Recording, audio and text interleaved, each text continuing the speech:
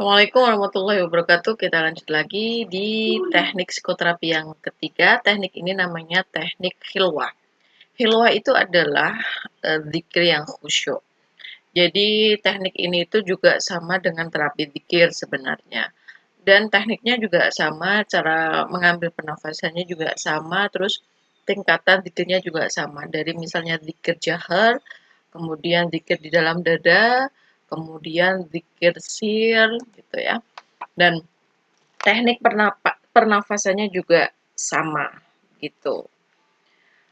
Kalau misalnya teman-teman pernah belajar misalnya tasawuf Nusantara, tarekat Nusantara, di situ kan ada materi tentang dikir-dikir tertentu yang dibaca oleh para toriko apa di jamaah toriko tertentu, misalnya toriko Qadiriyah wa Naksabandiyah atau toriko Naksabandiyah. Di situ diajari bagaimana teknik dikir begitu.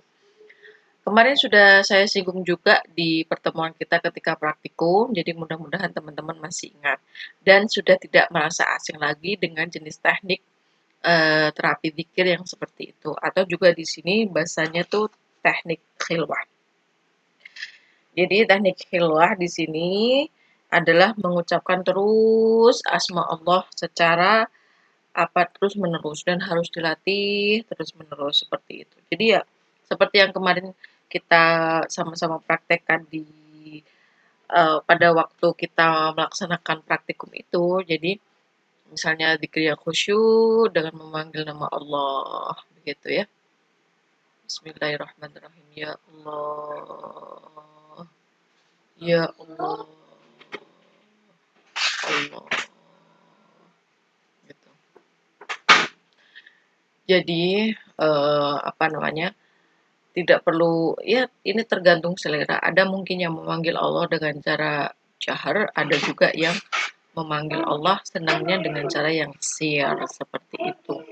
Yang pasti kondisi batin teman-teman ketika melaksanakan terapi itu bisa jauh lebih woles atau santai, lebih rileks seperti itu.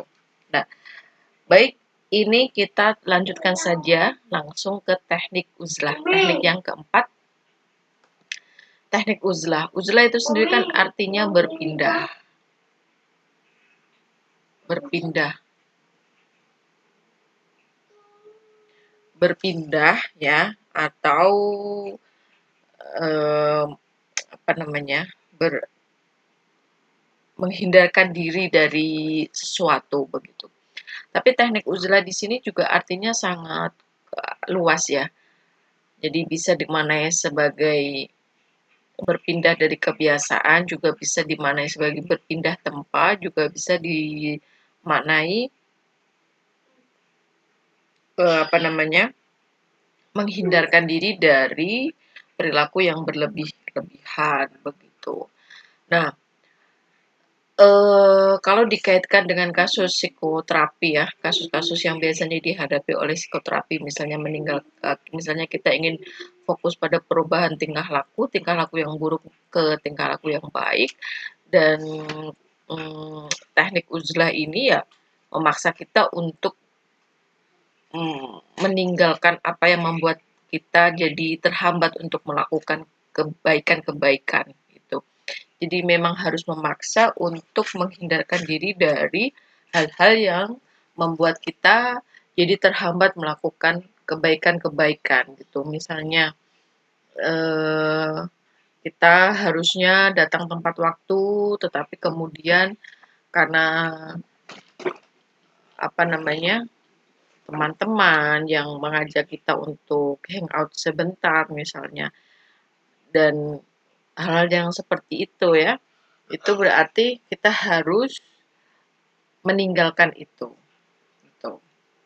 Harus apa namanya, menghindarkan diri dari hal-hal yang membawa kita kepada yang tidak baik begitu. Atau juga bisa dengan menggunakan teknik membayangkan begitu. Kalau di sini di buku ini contohnya itu adalah ketika seseorang, dan ini harus sering-sering dilatih dalam dalam bayangan kita juga harus sering dilatih seperti itu. Jadi ketika hasrat ingin eh, apa namanya melakukan hal-hal yang tidak baik dan itu masih membayang-bayang dalam pikiran kita, kita bayangkan seseorang itu datang untuk merayu kita melakukan sesuatu, kita bayangkan mereka pergi. Kita bayangkan keinginan itu pergi. Gitu. Kita membayangkan dalam pikiran kita sesuatu yang mengajak kita atau apapun yang kemudian mengajak kita untuk melakukan yang keburukan-keburukan, kita bayangkan mereka untuk pergi.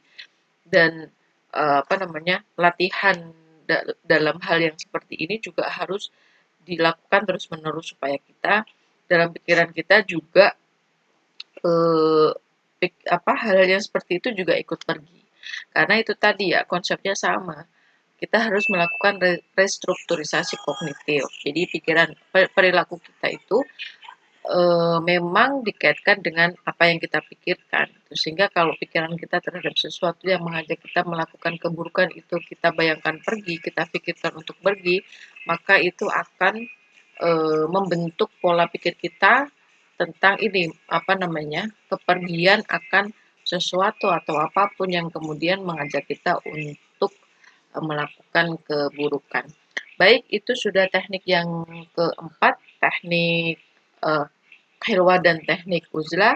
Sampai di sini dulu, silakan dipraktikkan di rumah. Terima kasih. Wassalamualaikum warahmatullahi wabarakatuh.